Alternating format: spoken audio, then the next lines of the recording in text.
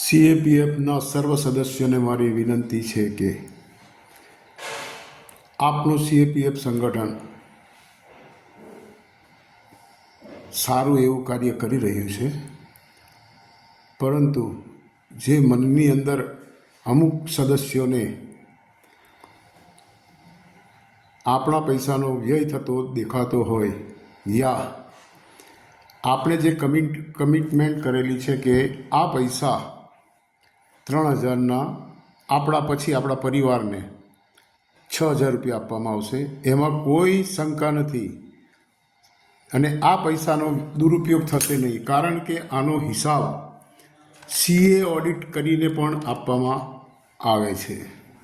આપણા પૈસા કોઈ જગ્યાએ વેડફાશે નહીં, પરંતુ આ સરકાર સાથેની લડત છે, એટલે તાત્કાલિકમાં આપણને આનું રિઝલ્ટ મળશે નહીં, લાંબો સમય લાગવાનો છે. માટે મારી સર્વ સીએપીએફ સદસ્યને વિનંતી કે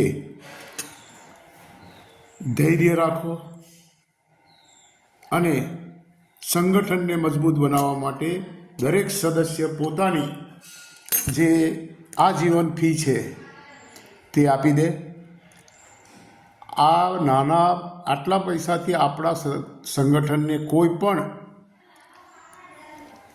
લાભ થશે નહીં, કારણ કે હજુ સુધી દીપેશભાઈ પટેલ રાષ્ટ્રીય અધ્યક્ષ દરેક જિલ્લાની મુલાકાત લે છે, એમાં પણ એ પોતાનો તન મન અને ધનથી ફાળો આપે છે. માટે કોઈ અસંતોષ એમના ઉપર રાખશો નહીં.